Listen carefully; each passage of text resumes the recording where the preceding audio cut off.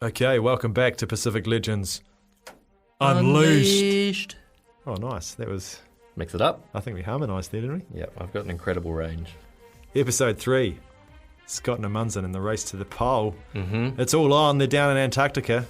They've made it. Terra Nova only just made it. Yep. But they're there. Who's going to get there first? If you're a betting man, who would you put your money on? I have an inkling as to who's favourite at the moment. I mean, Nansen was sort of giggling when he realised that Amundsen was going south because he realised that Norway was going to win. Yes. You know, they hadn't even made it there yet and he's already doing his victory lap.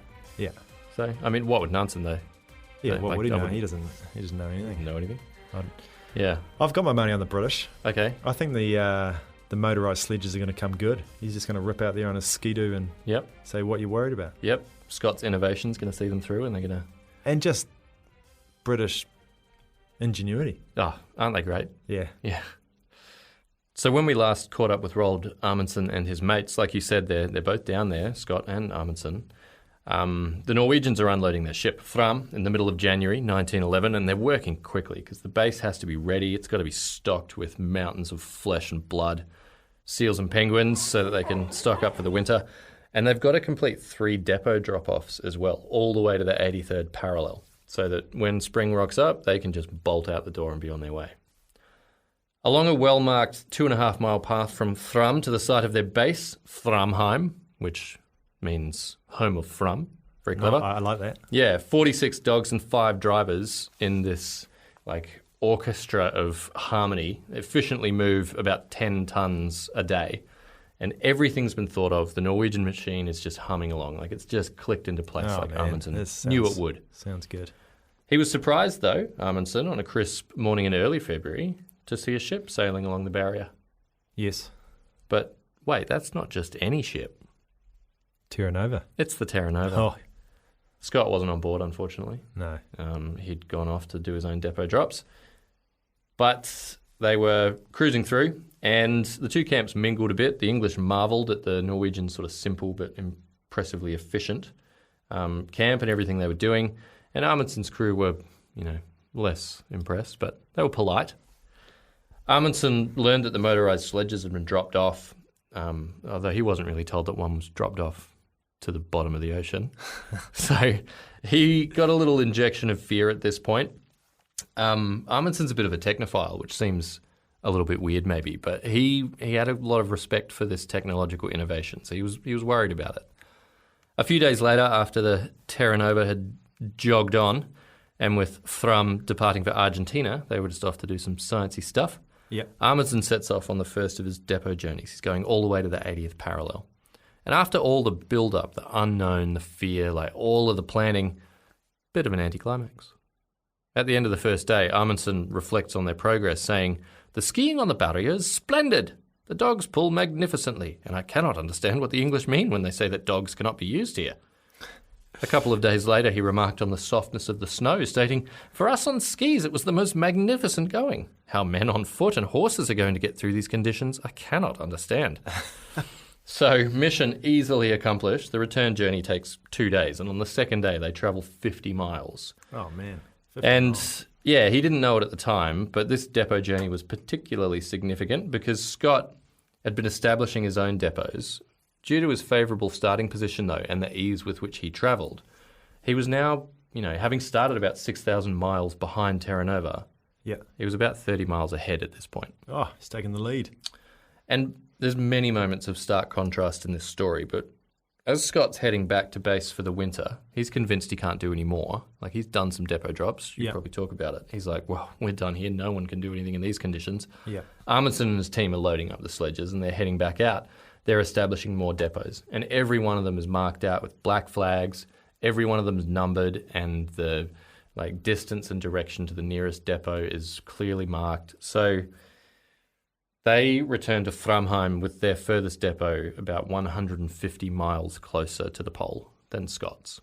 It's quite significant, isn't it? Quite significant. On the 21st of April, they set in for winter. The sun sets on Framheim, and it's going to be a full 4 months until it's seen again. During this darkness, though, Amundsen doesn't stop. They don't slow down. He sets a working routine. They work from 9 a.m. till 5:15 p.m., 6 days a week, and everyone's doing things that they are experts in, basically. The hut becomes a bit cramped while they work, but that's not a problem. They just leave the hut and they develop this really intricate network of tunnels and rooms. Stuberud, the best builder on the crew, he engineers these domed roofs of snow, and these big caverns sort of appear, and it's pretty awesome. Bit of a side note here too. Amundsen's dogs love to hook into a bit of poo. Oh. To mung into the odd log that the men have left lying around. Oh, no. How good? Good. Great. I mean, that's a task otherwise that the men would have to carry out themselves. Oh, great result. That's not great. So they just drop the kids off at the pool. The dogs come along. At the ice. Eat the kids, I suppose, and then take the kids to like their pool. Scott apparently wasn't keen on that. Like when he was on the Discovery, he'd seen dogs eating poo. Yeah. And so he ordered that any animal that did that shoot them, be slaughtered. Yeah, he was just disgusted by the crime. Yeah. Anyway, back to the jobs at hand. During the winter, here's a brief highlights reel of what Amundsen's crew achieved. They plane the runners on sleds. They reduce them from 50 to 35 kilos. They make 3 brand new sleds, and these ones are super light for when they want speed. They don't need to haul supplies, they just want to go. And these weighed 24 kilos each. For comparison, Scott's sledges, about 75 kilos. The weight of cooking equipment was cut by 3/4. Tents were re-sewn. They made a dye out of ink powder and shoe polish to make the tents black, just so they could give their eyes some respite from the white. And all the while, they're having a pretty good time. Amundsen would hold little competitions, so they had to guess the temperature each day, and their guesses were recorded. What a game. The most consistently accurate at the end of the winter would win a telescope, so that was on the line. That's a big prize. Yeah, they had like themed nights, and Saturday night was sauna night. Ooh. So in one of the little igloos that they built, in one of their like now underground snow passages, they chucked a couple of stoves in that, and then they just hang out and get steamed. Lindstrom would make hotcakes for everyone in the morning. So it sounds like it's a holiday. Oh, this sounds so good. They are loving it. The lads. But yeah, Amundsen is not only doing nutty runs in the sauna though. He's also very aware of the dangers of a place like this. You know, he's been there on Belgica. Yeah. He saw the darkness that would come with the darkness. And he was very wary of scurvy. So he insisted that his men hook into all of the seal meat they could handle. So they're basically just building up their reserve of vitamin C all winter. Nice. And things progressed like that until slowly the cold began to loosen its grip slightly on the little community, living in comfort under their snow. And after a series of delays due to weather, at 10 minutes after midday on the 8th of September 1911, Amundsen and his men just tear away from Framheim. The dogs are desperate to run. They've been penned up, just eating poo for 4 months, and so they've got a taste for something else. Yeah. Bit of a false start, though. The weather had turned really nasty, and a bunch of the men got frostbite on their sort of half-hearted trip. And while that's happening, the weather's closing in, Amundsen jumps on a sledge and just takes off, and he goes back to Framheim. Now, one of the other guys, his dog team sort of fails him, and he's a bit stuck. So Johansen, who's the only guy that Amundsen didn't handpick for this crew, he was kind of foisted on him by Nansen. Scarlett Johansson. Yeah. Well, when they get back, because Johansen waits for this guy with the failing dogs, gets back and just tears into Scott. He's like, that's not what a leader does. Screw you. You suck. Fair enough. Yeah, fair enough, because it is life and death. But Amundsen just lets it sort of fester for a couple of days. He doesn't even acknowledge it. Eventually he tells Prestrud, who was the guy with the failing dogs, and Johansen, well, you're not coming to my birthday anymore. Yeah. Except by birthday, he means the pole. So they're cut from the polar party. Ooh. And one other guy as well is also cut. But, silver linings, Amundsen had catered for 8 people making the push to the pole. But now, with those 3 off to investigate King Edward VII's land. Yes. Sounds like a made-up place or a made-up mission for 3 people you want to get rid of. Anyway, they're down to 5. So they've almost doubled their margin of safety in terms of food and fuel. And Amundsen had already way overdone that. So they are laughing. Safe. They wait for the weather to improve and for those frostbitten feet of Hassel, Helmer and Hansen, which are the people that... Sounds like Ebba. Yeah, Triple H. To regain blood flow. Like their feet are wrecked. They do that. The day finally dawns. And this time it won't be a false start. So the 20th of October, 1911... Roland Huntford, in his book that we've referred to a bit, The Last Place on Earth, describes this momentous occasion. Of the men riding placidly on their sledges towards the south, they were the best of their kind, enjoying a formidable combination of physical and mental qualities. They were tough, resourceful, and inured to cold. But beyond that, they had been through their trial. Weakness had been ruthlessly eliminated. Once their dogs had been hitched to the sledges and fanned out in full cry, the dismal atmosphere of Framheim, after Johansen's escapades, was swept away by a gale of action and self-confidence. So off they head. They dodge crevasses and navigate a fog so thick that they couldn't see their hands in front of their faces. The Norwegian party cruises to the depot at 80 degrees. They spend the next day just hanging out, stuffing themselves with seal meat. Chomping down. Yeah, and as Amundsen records, they were enjoying life.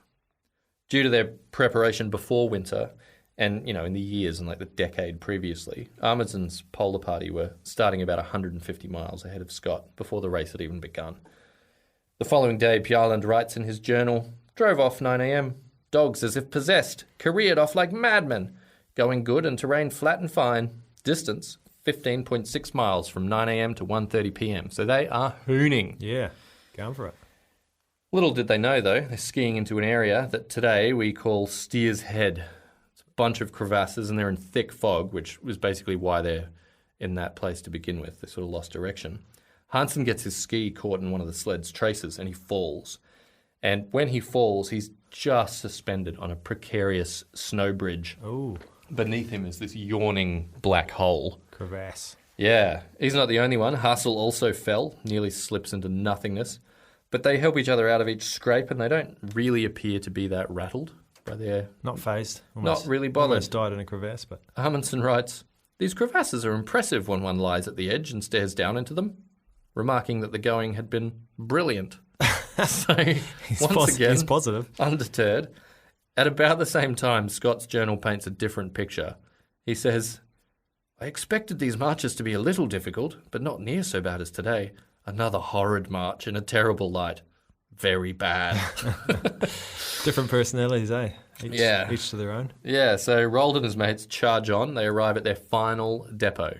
Sick. They're only 480 miles from the pole at this point, and after this, the territory's all new. Remember, Scott's, following that well-trodden path by Shackleton. Amundsen, he's on his own path. This is new ground. So at the last depot, they take one final opportunity. They refresh, restock, they mung into some chocolate, spring sunshine's glowing, and just to really ram home how well prepared Amundsen was and how careful he'd been in terms of his margin for error, he left this last depot carrying enough supplies to last 100 days.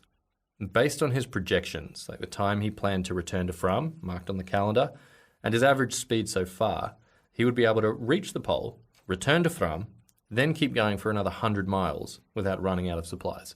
That's if he misses every depot along the way. That's a good margin of error. He's not worried. Yeah. And nor should he be. He is cruising. Yeah, he hadn't just done it. He'd built in margins for error that were just incredible.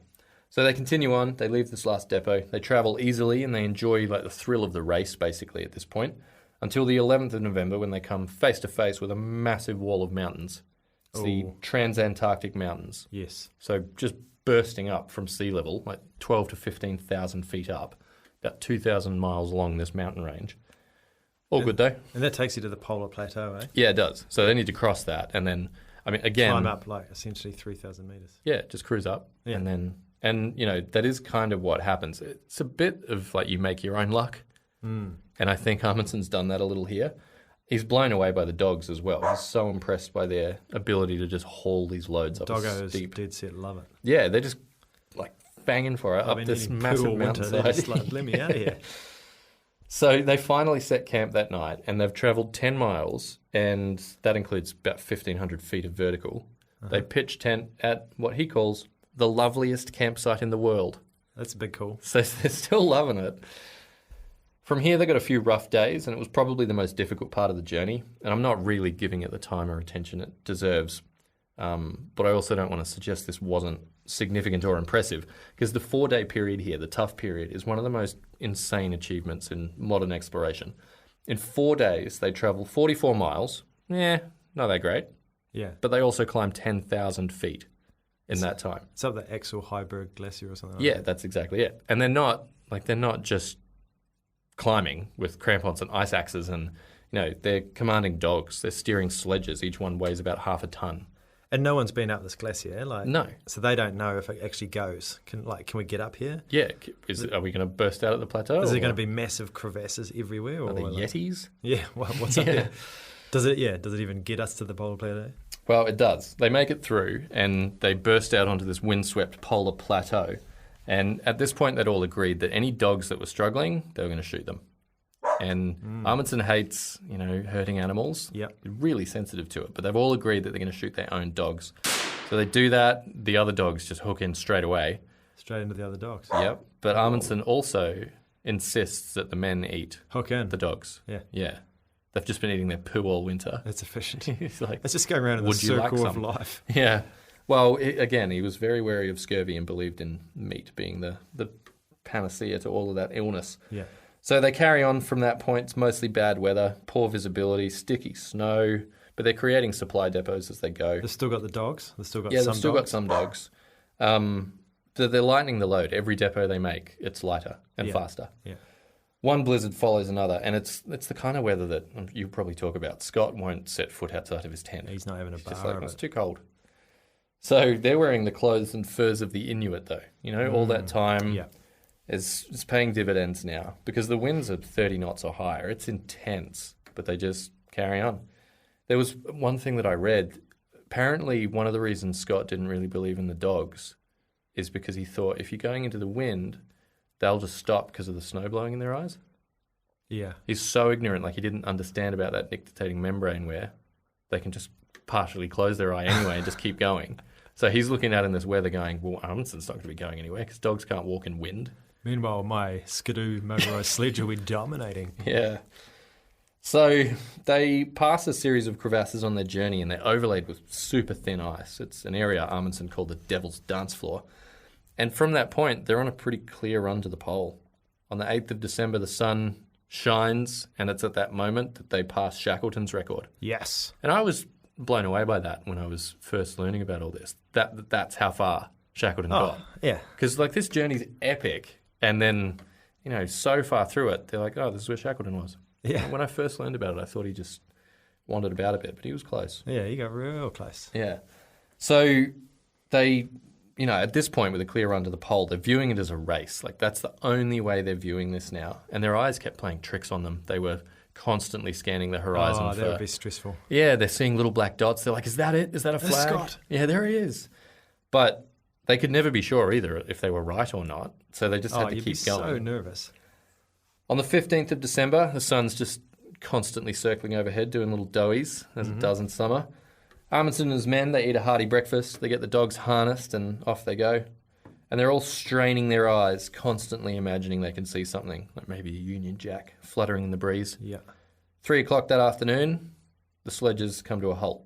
Oh. Snow's soft, no wind, skies are brilliantly clear. They've reached the South Pole. Yes! And no sign of one Robert Falcon Scott. Yippee! Oh, that's good. No, it's no wonder they couldn't see him because he was about 360 miles behind them. Yeah. Paddling with his ponies. Yeah. So it's a kind of again, a bit of an anticlimax. They shake hands, Amundsen and his crew, and he insists that they all hold onto the flagpole together. So there's 5 hands. They hold the pole, they plant it into the snow. Get a nice photo. Yeah, and they took 2 photos. Amundsen had a camera, but so did his skier. And luckily... Polaroid. That was the case because Amundsen's camera didn't work. Oh. All the snaps he took didn't turn out. They hang out for the next couple of days and they take a bunch of measurements. And it turns out that where they first stopped was about 1.5 miles away from the actual pole. Yeah. So they just shuffle over there, set up camp. But they, to be certain, they did a big lap around and set up this perimeter. Surely we stood on the pole at some stage. Yeah, just so you know, Scott, we've been everywhere. So even if our tent and flag isn't in the right spot, we got there first. Yeah. And it's a pretty good effort. Modern measurements put there where they marked the pole as being within about 200 feet. And they were using sextants. Yeah. So they've done all right for themselves there. Anyway, they set up a spare tent. They chuck a Norwegian flag on it, one of the pennants from Fram, and a bunch of discarded equipment. A letter to the Norwegian king, which is accompanied by a cover letter addressed to Scott, which... Is that nice? Oh, I like it. I think it's just a little passive-aggressive, rub it in your face. Yeah. Yeah. I like it. Yeah. I think it's good stuff. I mean, as Scott, If there's one guy that's not going to take that well, you get there and see that. it's anyone from Britain. So 3 days after completing what is basically the world's last massive, great exploratory journey, Amundsen and his men just sort of hop back onto their skis and turn around. Yeah, the disappointing thing about going to a pole is it's not like climbing a mountain where it's obvious you're at the top and you've got this amazing view and everything is below you. Yeah. You get to the pole and it's exactly like it was for the last 200 miles and there's nothing. Are you sure we weren't at the pole there's when we nothing started? any direction, just all white. Yeah, but Amundsen knew that it wasn't just getting to the pole first, it was also about getting your story out first. So to him, basically his race was only half run. Yeah. So they take off. They're tearing back to get to Framheim. They don't know if Scott's going to rock up in an hour. He could. Yeah. He won't. They're still pretty nervous. But he could. Yeah, he is still nervous. So the race half run, they just take off and they basically just had fun skiing. So it was a bit of a jaunt. They got a bit lost and they missed a depot or two. But because they'd planned so well and their depots were so well marked and they were just capable people, they just made it through the trip without serious misadventure. Huntford describes the end of their journey. He writes, "Bursting with health, men and dogs careered down from the barrier and across the ice of the Bay of Wales. By the way they moved, it would be hard to tell they were just finishing off a journey of 1,400 miles. Mate. Yeah. They just cruised it. Yeah, that last bit was just an absolute triumph. And was the Fram there when they got back? No. Dang. No, they'd missed it by, it was like a couple of days, 12 days or something like that. So they had to chill out for a while. Yeah, but it was fine. Summer. But they got the message out though, obviously. Yeah. Nice. We'll get to that. Okay. Sounds like a pretty easy trip. Yeah, piece of cake. South Pole. Tick. No worries. Why don't we see how the British go? Yeah, okay. So, a little bit different, this one. The old British, with all of their lack of planning, they're sitting over there in McMurdo Sound. And when they arrive, like Amundsen, they arrive coming into just before winter, and they've got to set some depots out before winter hits.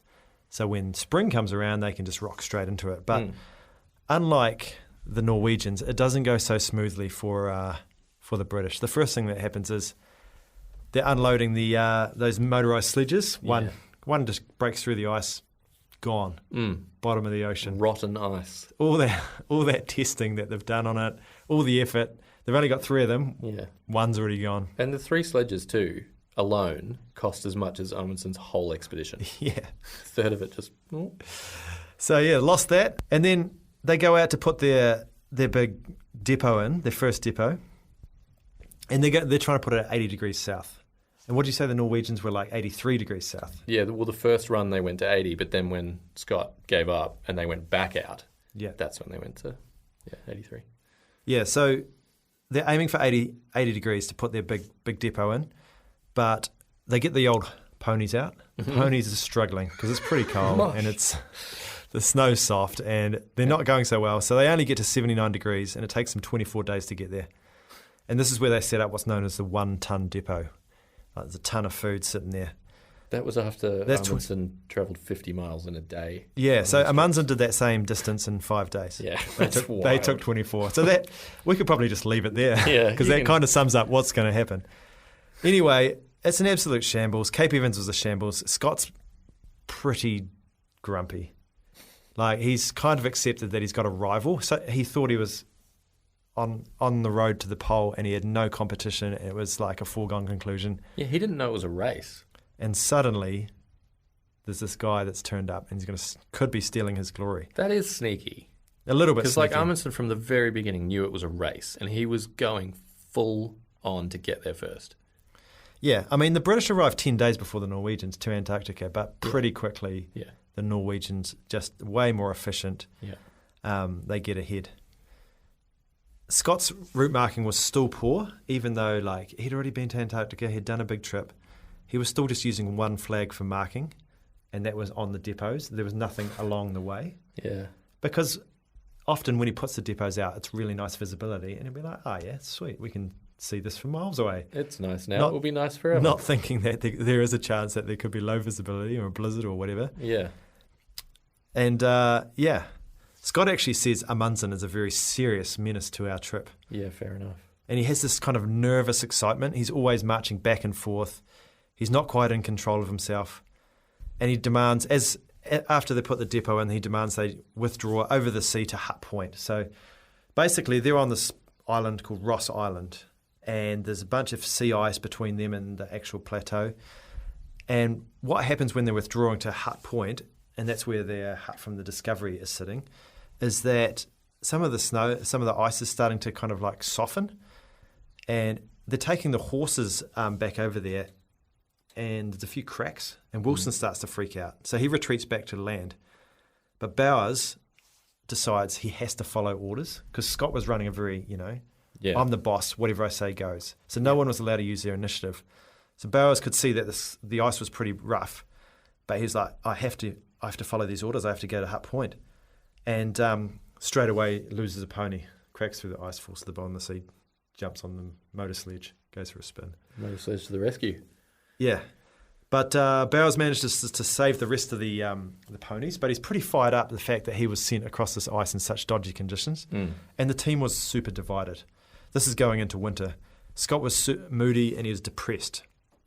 Amundsen's in the sauna. Yeah. Meanwhile, the Norwegians having sauna nights. So they head back to Evans Point. So they got Ross Island's this interesting place in McMurdo Sound. So they got the hut at Hut Point, and that was from the original trip, the Discovery. They built a hut at Cape Evans, and that's much bigger, and it's got stables for the ponies, and it's way nicer. And that's where they're going to winter in. And then further on Ross Island, just around the corner, is actually Shackleton's hut. And this is at Cape Royds. I think it was called Cape Royds because 15 men died of hemorrhoids. Yeah. So winter comes along. Scott is still not taking scurvy very seriously. We've talked about how Amundsen was all about trying to eat well and lots of meat to try and keep scurvy away. Because no one really knew about vitamins back then. They didn't know that vitamin C is the key to stopping scurvy. They had known that lemons worked. Yeah. And then along the way, they through a series of really bad scientific decisions, they forgot that it worked and tried other things like limes, and then they progressively got worse. Yeah, so one of the big differences is the food of the Norwegians is way better. They were often eating a lot of meat, and they were undercooking it to try and keep the vitamins is what they were doing. Yep. But the British weren't doing any of that.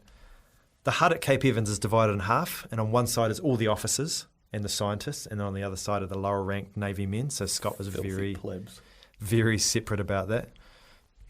I hate common people. Yeah. And it's interesting because Scott felt like he'd been deserted a little bit by the Navy. Because in Cape Town and in Lyttelton, he didn't get any help from anyone at the naval dockyards, which was a bit of a humiliating gesture compared with his Discovery trip where he got lots of help. And what he gained from that, what he learned from that is his promotion, which he was really keen on, was totally dependent on if he got to the pole. So if he wanted to come back and be a rear admiral, it was the pole or nothing, basically. So there was a fair bit of pressure on him to get there. But over winter, he got super depressed. He leaned pretty hard on Wilson and Bowers. I mean, luckily Wilson was his good mate and Bowers was running the base. But by doing that, he was kind of undermining Teddy Evans, who was meant to be the second in charge. So there's already a fair bit of clashing, and we're still only 3 or 4 months into the expedition. Morale was poor. Oates and Mears, another guy, they were in charge of the dogs, and there was this other person called Atkinson, and he was the surgeon. He was also in charge of the base. Was that Rowan Atkinson? Yeah, it was, yeah. Mr. Bean was down there. One is your surgeon? One interesting thing is Scott hadn't decided on what he was going to do in terms of how he was going to get to the pole. He had these 4 options. He had the motor sleds, the ponies, he had dogs, and he had men. But he still didn't really know which ones he was going to use. He didn't really know how to use them either. He hadn't made up his mind, and he wasn't really taking people into his confidence. He wasn't asking for people's opinions, and he wasn't telling even his closest officers what the plan was. But finally, he came up with a plan. There's going to be 4 different groups. There was going to be the dog group, there was going to be the pony group, and then there's going to be men with the sleds. We're also going to have the motor sledges are going to be taking our supplies out at least to the bottom of the Beardmore Glacier, and then the men will carry on from there. Who was eating all the poo? No one was eating the poo. What? So there's lots of imperfections in this plan, but Scott had kind of trained all his men to follow orders. So no one really spoke up. Yeah, in contrast, like Amundsen would always make these decisions by committee. He'd say, look, this is what I'm thinking about. And he would just, whatever the vote was, he'd go with it. Yeah. Well, Scott was like, it's my way or the highway. No one spoke up to say, hey, this is a silly idea. So Scott took that as it was a great plan. Yeah, I'm killing it here. So on 16th of November, Scott set out from Cape Evans with 15 men. They were divided into their 4 teams, the dog team, the motor sledge team, and then you had Evans and his party, and then you had Scott and his party. Ponies were to be taken as far as the glacier, and once the mountains went up to the polar plateau, and they were going to leave them there. It's a long way to take ponies just for... So they were going to be hauling the largest supplies. All of those groups had different speeds, right? So they all left on different days. The slowest was the motor sledges, and they left on the 24th of October. Interesting thing, the motor sledges, which have pumped in a heap of money and a lot of testing, they started well. They started off all right. They were towing like 3 tons of supplies between them. There's only 2 left, right? 2 motor sledges. Yeah. And after a painfully slow and arduous journey, they kind of got to a decent amount along the way. However, the engine started to fail pretty quickly. And on November the 1st, after covering 50 miles, both motor sledges gave up. So 1 week in, the dream of motor sledges making a big difference is over. Nothing ventured, nothing gained. So, they got 50 miles. Yeah. It's a lot of money. 50 miles. It's a lot of money to pump into something that gets 50 miles. It is a lot of weight, though. Like, that's way more than the dog sleds could carry. Yeah, true. Yeah. True. So the ponies and the dogs and the men had to take over taking the supplies. The thing with dogs is they're so good because they sweat through their tongue, right? So they don't make their whole body wet, as opposed to the ponies, which sweat through their hide, which then turns to ice and then they get super cold. So the ponies always had to be like... Why are the ponies so shiny? They had to be rubbed down and covered with blankets, and then they had to build these ice walls up to protect them from the snow, whereas the dogs would just dig down into the snow and instantly are protected. So the ponies took so much more effort. But Scott was still paranoid about dogs, even now, as he sets off on his way to the pole. Part of Scott's plan was to kill the ponies. They actually made it further with the ponies than Shackleton did, and no doubt that pleased Scott a lot. You sucked in Shackleton, you poser. But on December the 5th, they basically went and shot all their ponies. Did they eat the ponies? Yeah, they did eat. They did actually. They had a wee snack, a little bit of horse. But the weather started to turn bad, and they were stopped by a blizzard. Scott said that the weather was so bad you couldn't even see the tent next to you. And he said, I doubt if any party could travel in such weather. Certainly no one could travel against it. Joke's on him because Amundsen was just cruising through. I know a party who are having a party. Yeah, so Scott had 6 days of gale force winds and he travelled in none of them. Amundsen had 15 days where the weather was that bad and he travelled on 8. So... Yeah, and he started further ahead. So the big difference between Scott and Amundsen is Amundsen, like you said, had supplies for 100 miles or 100 days. 100 days. Whereas Scott was cutting everything fine. So fine that he couldn't afford any kind of delays. So a delay of 5 days is instantly like, this can't happen. We don't have enough food. Yeah. We need to keep moving kind of thing. So if they missed one depot too, they were cooked. They were.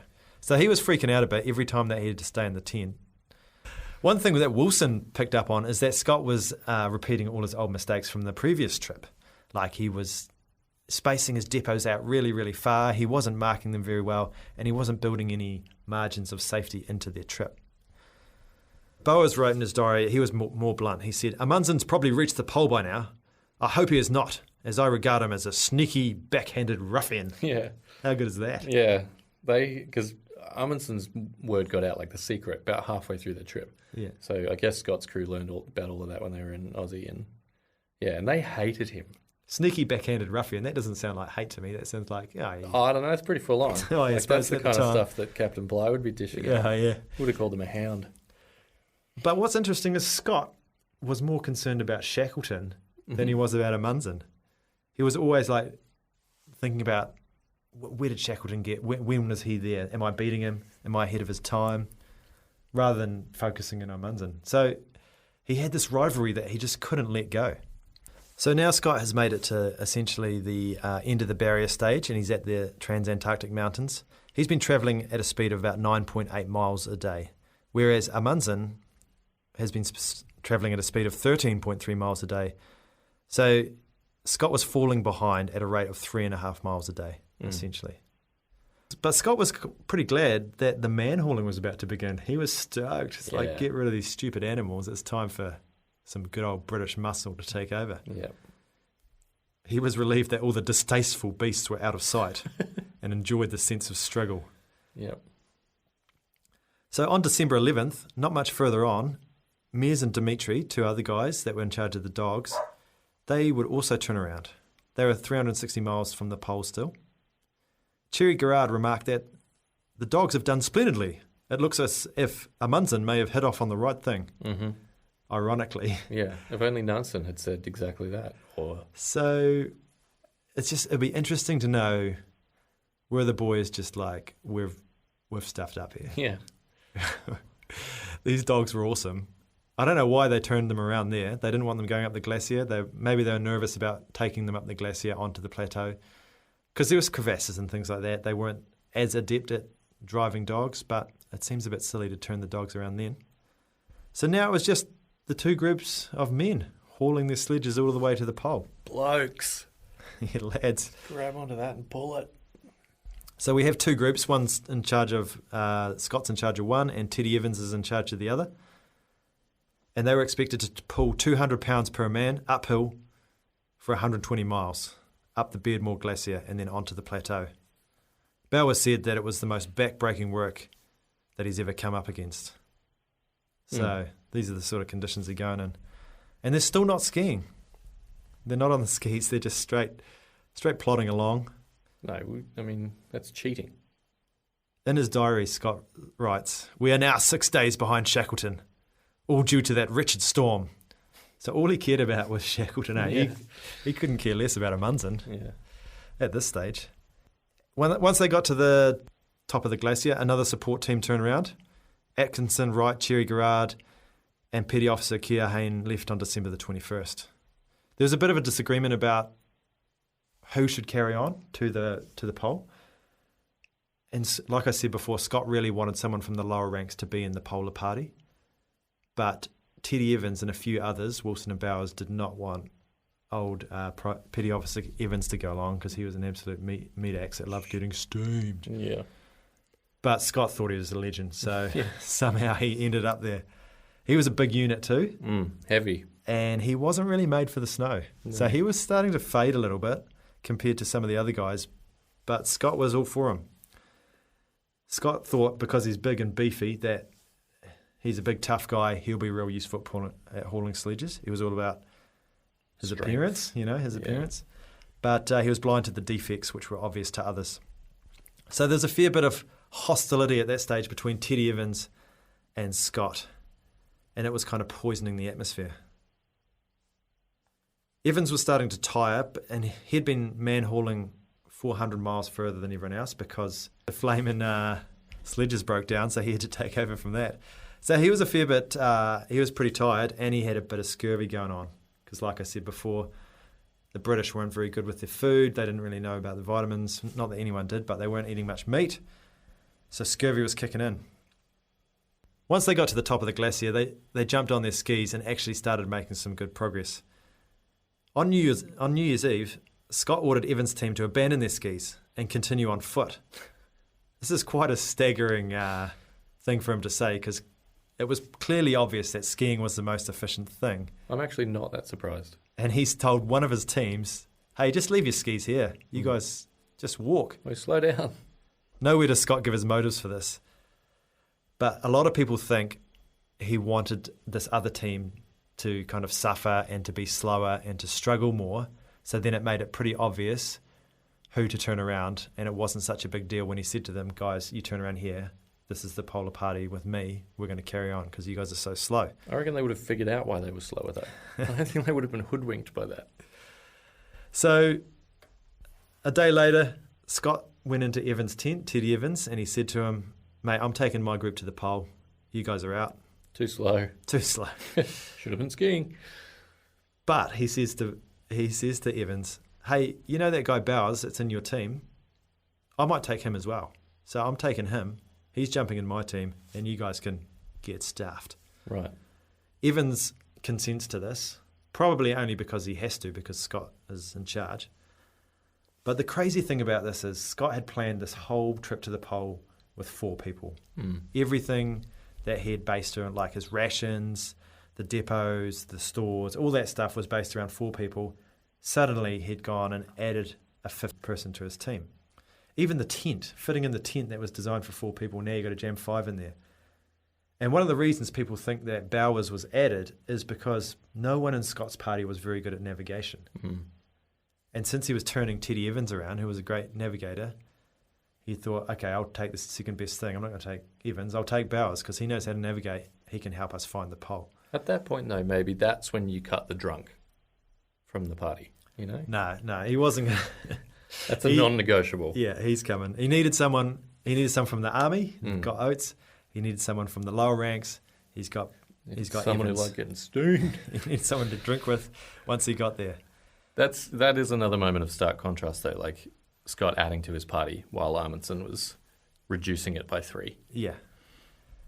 And the interesting is that Oates didn't want to carry on because Oates, at this stage, he had a wound from the Boer War. He was in the army, right? He got shot in the leg. And this wound was playing up.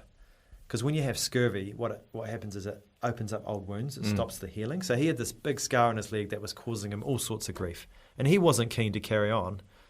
But Scott really wanted someone from the army to be there. He wanted the army to be represented. So he's like, no, you're coming, and we're taking this guy.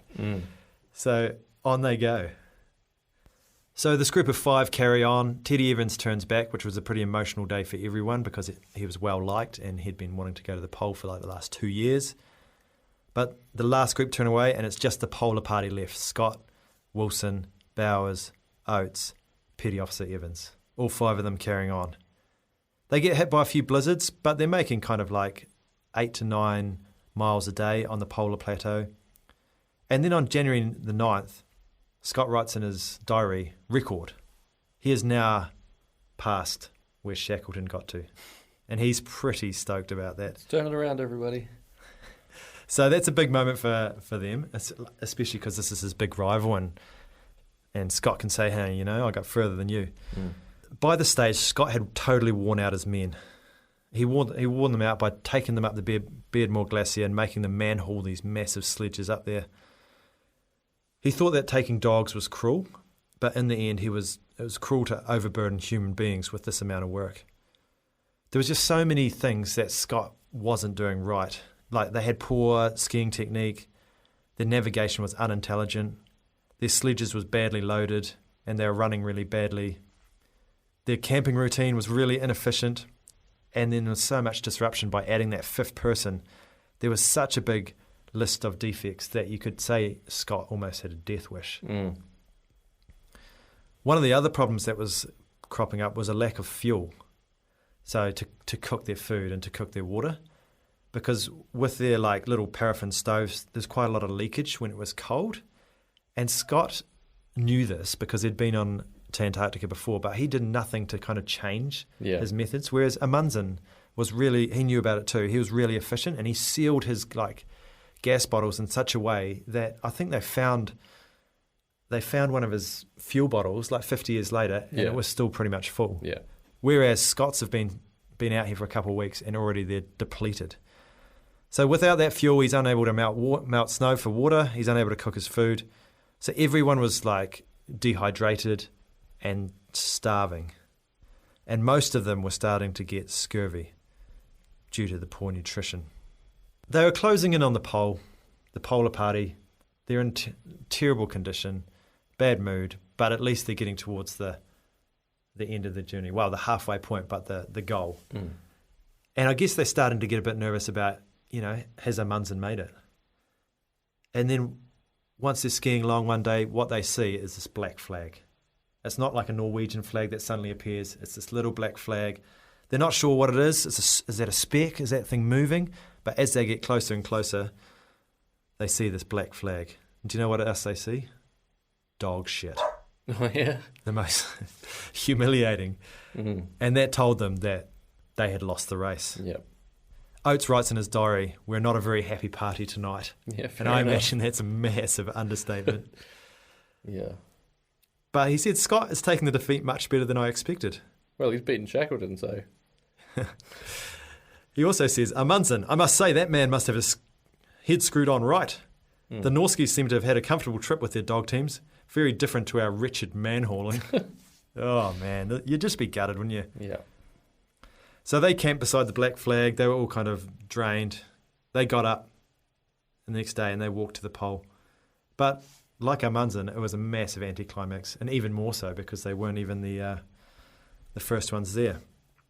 Scott writes in his diary, "The pole, yes, but under very different circumstances from those expected. Great God, this is an awful place, and terrible enough for us to have laboured to it without the reward of priority." The temperature at the stage, -30. Mm-hmm. And that's 8 degrees lower than it was for Amundsen because he was there way later in the season. Yeah. So then Scott found Amundsen's tent that he had left. He went over and inside it he found the letter to the king, which said, "Dear Captain Scott, as you're probably the first to reach this area after us, I will ask that you kindly forward this letter to King Haakon. If you can use any of the articles left in the tent, please don't hesitate to do so. With kind regards, I wish you a safe return. Yours truly, Roald Amundsen." So that's nice, isn't it? Yeah. Hey, can you deliver my mail for me? And I had so much stuff, I've left some extras for you. Raymond Priestley says Scott was degraded from explorer to postman. Yeah, I love so that. good. That's excellent. I love that. Imagine that, eh? Yeah. You're so devastated, and then suddenly you got this passive-aggressive letter to Running that you chores. should. But the nice thing is that Amundsen left some equipment that could be used. Bowers was stoked because there was a pair of reindeer mitts in there that he could replace his dogskin ones in. That was stuffed. So the British left a note in the tent as well to say they had been there, and then they marched off to what they thought was the pole. When they got there, they built a cairn, and they put up a nice little Union Jack, and they got a photograph of themselves. And it's a very famous photograph. If you ever see it, the lads aren't looking overly happy to be there. No, I can see where they're coming from. Now it was the time for the run home. Scott still thought he had a chance. He thought, okay, well, Amundsen's been here, but if I beat him back, then I can get the word out first. Then I can still have the glory. Even though all information suggests that they're way faster than us. And even though they were there like a month later, because Scott didn't realise that the trip back was going to be basically a fight for survival for his life. So finding each depot was a crisis because the cairns that they used to mark the depots were so low and badly made that it was really hard to find. It was hard for Scott to find his tracks on the way back. He just assumed, I'll be able to find where I've walked. This will be nice and easy. They managed to make it back to the start of the Beardmore Glacier without too much issues. Luckily for Scott, the weather played ball. He was able to get down the glacier, but Petty Officer Evans was starting to disintegrate. Predictable. The big man, too many beers. He was starting to fall apart. He was suffering badly from frostbite. Scott lacked a lot of sympathy for invalids, and if people were suffering, he expected them to suffer in silence. I like that. That's leadership. Yeah. The only reason that Petty Officer Evans was on this trip is that he thought he would get financial security. If they made it to the pole, he would be a bit of a hero, but mostly he would get money, and he was hoping that he'd be able to start a pub when he got back to England and live in that pub for the rest of his days. When Evans saw Amundsen's flag at the pole, his world had collapsed. Like there was no more chance of him getting that money. His dream of owning a pub and being stoomed. His hopes were overthrown. His leader had failed him. He thought they were going to be an absolute laughingstock when they got home.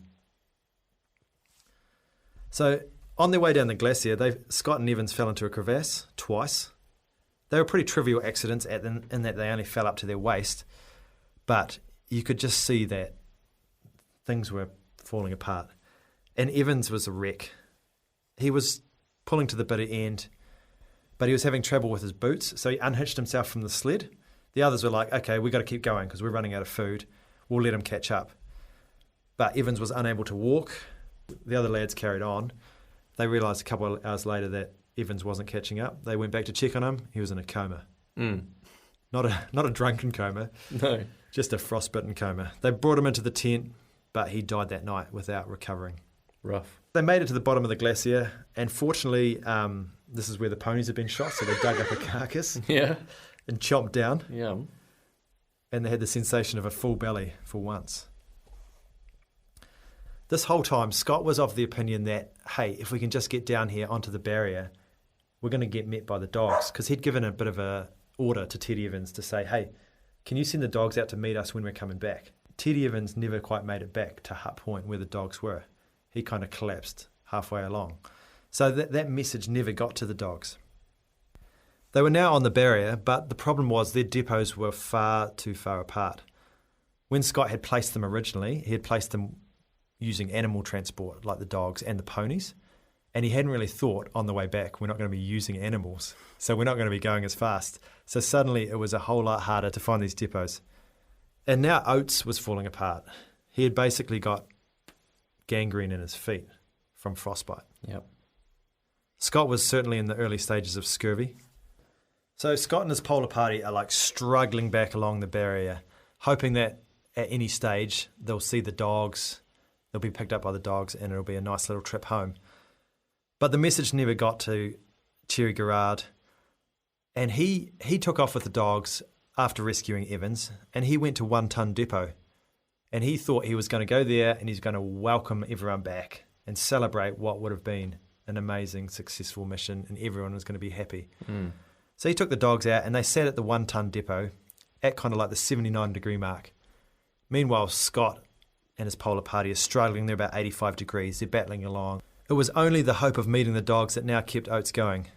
He essentially was in a state of apathy where he just didn't care anymore. And on March 17th, which was ironically his 32nd birthday, he got up one day, he walked out of his tent, and he was seen no more. Wilson wrote to Mrs. Oates that he had never seen or heard of such courage as her son had shown. He died, said Wilson, like a man and a soldier, without a word of complaint.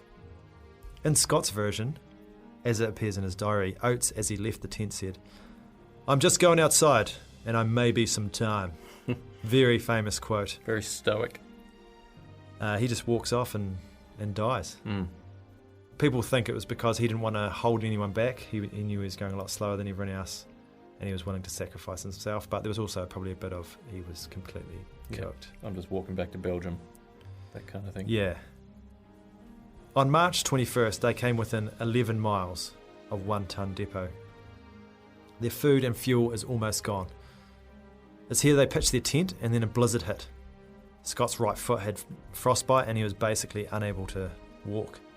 Wilson and Bowers, who were marginally in better shape, they prepared to set off to 1 ton depot because they knew they were close, and they were going to get some food and fuel.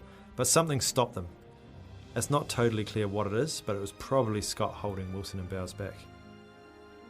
Even if they'd made it to 1 ton depot, they were probably still finished because they were in such bad condition, and there's still 130 miles to go to get back to safety. Yep. And the season was closing in. Scott's frostbitten foot almost had gangrene. He said that amputation is the least I can hope for now. So things were looking pretty bad. Pretty grim. Even if they survived. He said in his diary, "I stand or fall by the expedition." Scott had written home he had nothing to look forward to. He had been beaten to the pole. He had bungled the whole enterprise. He had departed in triumph, and now he would return in humiliation. The best what awaited him was sympathy for the second place. Yeah.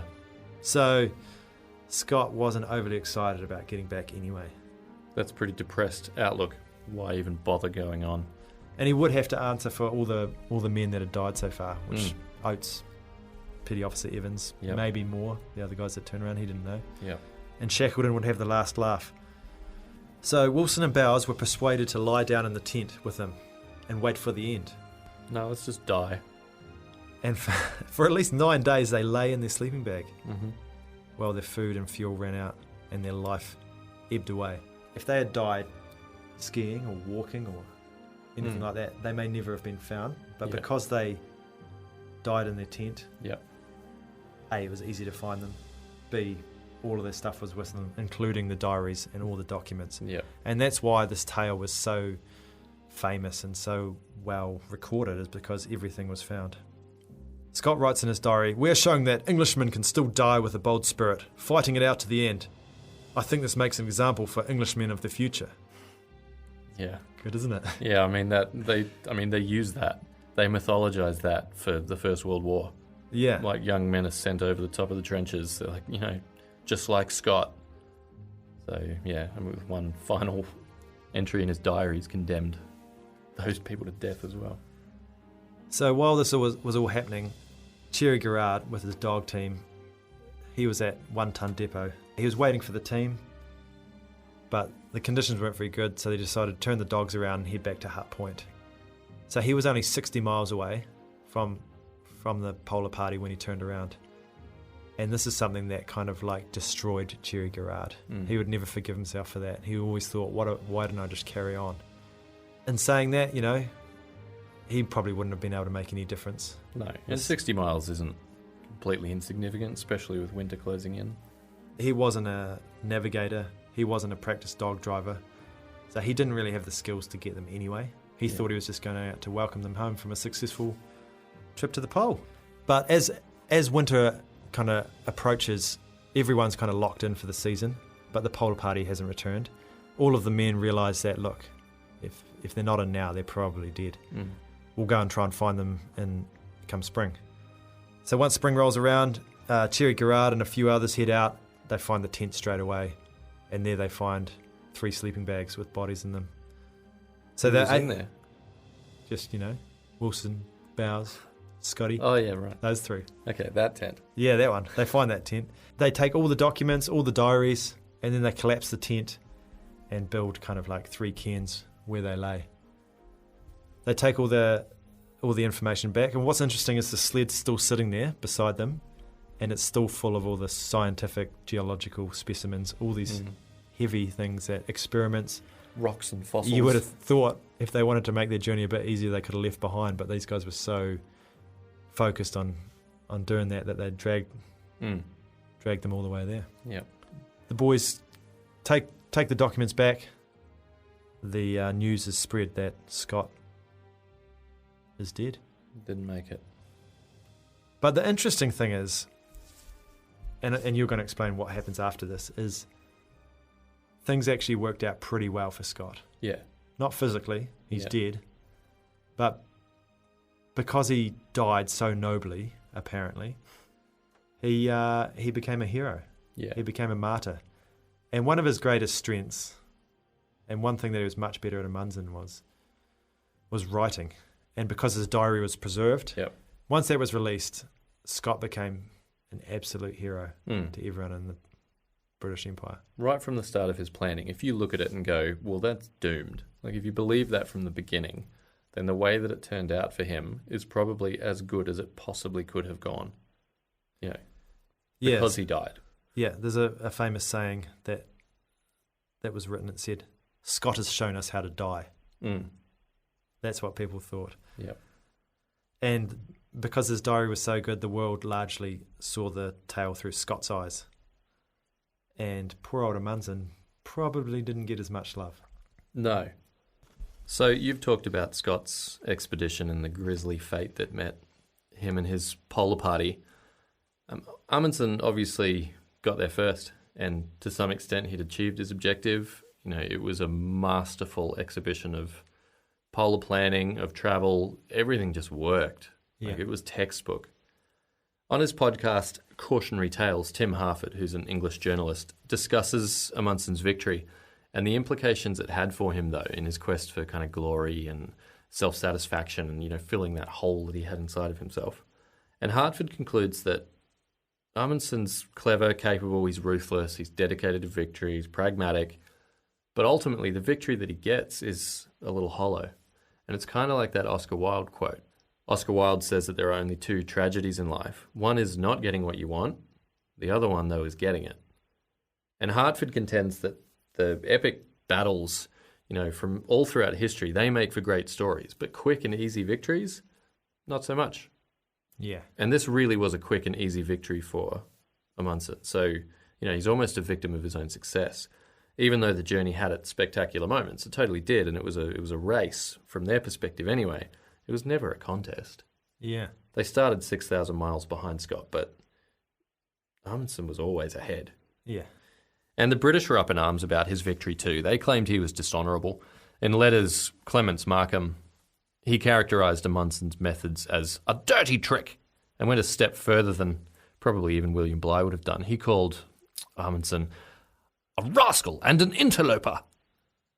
So apologies for the language if there's kids listening. It was unleashed. This is unleashed history. This is what we do. So Shackleton as well, and this is kind of ironic. It's a bit funny. He, remember, didn't appear to have any qualms about cutting Scott's grass and using McMurdo Sound. Well, he finds out about what Amundsen has done and says he accuses him of wintering in Captain Scott's sphere of influence. Oh. A little bit of hypocrisy there. Scott's man, the horse guy, Oates, he was one of very few who didn't seem to be that bothered by Amundsen's tactics. He allegedly said, I don't see it as underhanded to keep your mouth shut. But he also hated Scott. Yeah. So, not a fan. Yeah, maybe that's all there was to it. In any case, the British didn't really care for Amundsen's victory, and their propaganda machine spun Scott into the romantic hero that you talked about, suffering till the very end, doing so in a noble British fashion, very stoic. And kids in English schools were taught that Amundsen had just cheated, when in reality, I think we've laid it out pretty clearly that his planning was better, his equipment was better, his men were better, and he was better. Oh, yes. But, that genuine superiority didn't fill that hole that I mentioned, that craving for more.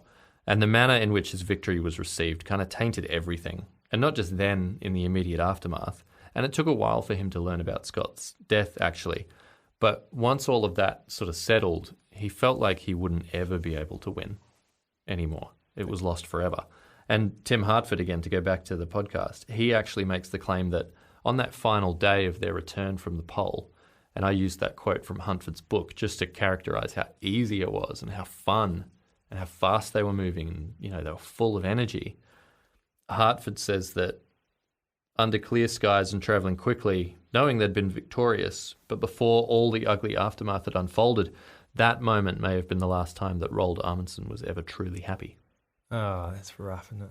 So he gets back, he's facing debts and mounting enemies, really. People, detractors, people, not really giving him the respect he deserves. Amundsen decides he needs to roll the dice a few more times, and he wants to roll glory, but maybe just like a sense of pride. Like he feels like he's lost a lot. In 1918, 6 years after his now lame victory in Antarctica, he attempted to navigate through a northeastern passage in the Arctic. Oh. But the trip was an absolute shambles. He broke his shoulder, polar bear beat him up, Yeah. mauled him, Oh, how good is that? And he was so injured he had to give control of the trip over to his second in command. And they made it through. So not only did he do the Northwest Passage, but he found a Northeast as well. Not bad. But he also wasn't in charge when they were successful. So, again, that was tarnished. But he's got an excuse. Yeah, polar bear If mauled someone him. came into my PE class and said, I can't do PE today, I got mauled by a polar bear, I'd be like, fine. Yeah, get out of my office. So, as I mentioned earlier, Amundsen was a bit of a technophile, and at the age of 50, he's fallen out with his brother at this point. He's bankrupt, and his public image is, he's a bit of a has-been who might even be a little bit crazy. He decides to attempt the first flight to the North Pole. Nice. He's in America to raise money for that flight, and he meets a bloke called Lincoln Ellsworth, who's the heir to a coal fortune, and he's a bit of an aspiring adventurer, and he funnels $100,000 into the venture on the condition that he can go too. So they become friends, and off they go, but straight into trouble. Their plane breaks down, and they land on the Arctic ice cap, and everyone thinks they're dead. Classic Amundsen, though. Askeladen, resilience and resourcefulness. 3 weeks later, they manage to get their plane in the air again, and they fly back into the world, and Amundsen flies back into public consciousness. And what a legend. yeah, this time, finally, he gets a little bit of that positive reinforcement that he so desperately craves. He didn't reach the pole, though, so he returned the following year in an airship, and he did it. In an airship, like a Zeppelin. Yeah. What? Owns up to the North Pole. So at this point, he's been to the South Pole before anyone else. He goes through the Northwest Passage before anyone else. He's the first to fly to the North Pole, He's been there as well, obviously, and he's been through the Northeast Passage. So you put all that on a resume, and you're like, this guy's impressive. First person to be mauled by a polar bear. Yeah. He then immediately ruins any goodwill that he might have scraped together, puts out a book, My Life as an Explorer, in which he, much like scurvy might do actually, just opens old wounds. Oh, no. He just trashes everybody. And some of it seems accidental. You mentioned that Scott was a good writer. Amundsen's just very plain, and he just tells the details, and he's a straight shooter, isn't he? He just sort of lacks the subtlety to tell the story in a way that makes him look better than he maybe was. Yeah. And Nansen, who by this point won a Nobel Peace Prize for his work. That guy is a ledge. Yeah, he helped the displaced victims of World War One. He distances himself from Amundsen as well. He writes to the Royal Geographic Society telling them that his one-time protege has lost his mind. Uh-huh. And so, despite the relative fates of Scott and Amundsen, Scott is seen by many as this glorious fallen hero. And Amundsen's a cheat. He's this sort of broke, isolated, maybe crazy guy. And maybe because he was crazy at this point, or maybe because he'd just given up, he again takes to the skies. A former colleague of his and a friend, Umberto Nobile, had gone missing somewhere in the Arctic ice, and he was radioing for help. Somewhere. Yeah, someone please come and get me. So on June 18th, 1928, Roald Amundsen's plane took off and headed north. He heads off into the clouds above northern Norway, and he's never seen again. Oh. So that's a bit of a sad ending, and maybe because it would be nice to end his story on more of a positive note, it's possible that he at least got to go out the way that he wanted.